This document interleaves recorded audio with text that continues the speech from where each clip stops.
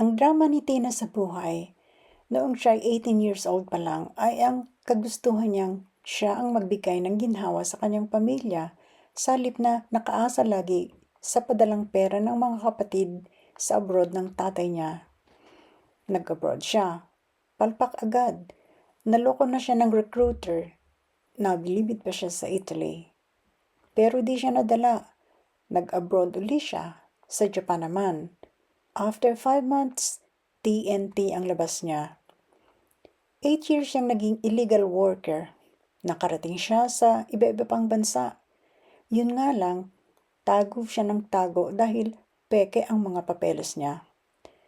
And then, biglang dumating sa buhay niya si Scott Gregory. 30 anyos na Englishman who's rich, tall, fair, cute, kind, and never been married. Inalok siya nito ng kasal. Papayag kaya sa palagay ninyo si Tina?